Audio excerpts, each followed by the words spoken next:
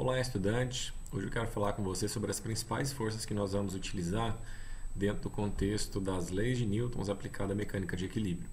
Então, a primeira força que eu vou mencionar com vocês é a chamada força-peso, que é a interação gravitacional entre objetos que têm massa, que têm natureza sempre atrativa e que, no nosso caso, vai representar a interação dos objetos com o planeta Terra.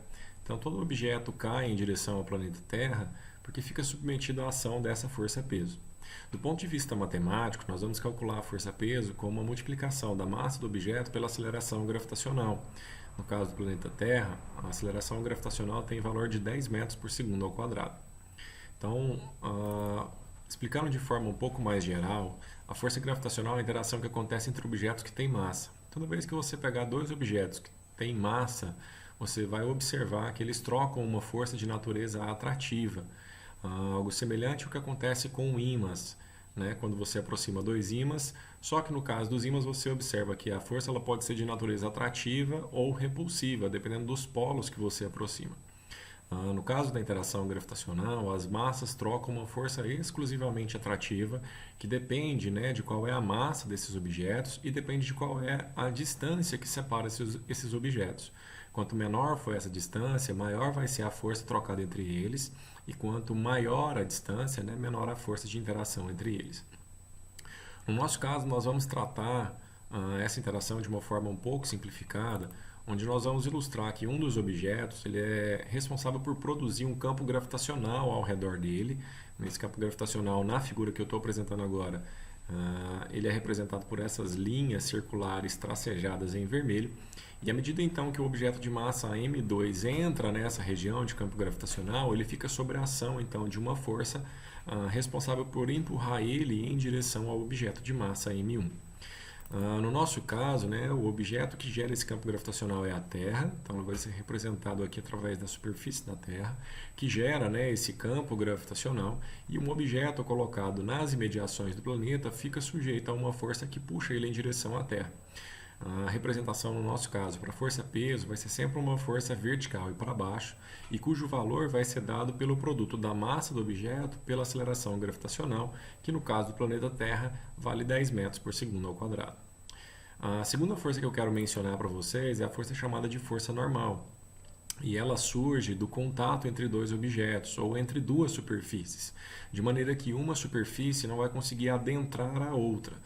Então, como o objeto não vai adentrar o outro, ele passa a empurrá-lo então com uma força que nós chamamos de força normal. No caso da imagem que eu estou ilustrando aí para vocês, um objeto está apoiado sobre uma superfície. Se nós observarmos, né, esse objeto e identificarmos que ele é um objeto real, portanto ele apresenta massa, ele ficaria sujeito à ação de uma força-peso que faria com que ele caísse verticalmente para baixo. Quando a gente apoia ele sobre uma superfície, uma mesa, por exemplo, ele não mais cai em direção ao planeta Terra, porque a mesa passa a fazer uma força nele vertical e para cima, impedindo que ele a atravesse. Essa força que a mesa faz nesse objeto, então, é o que nós chamamos de força normal.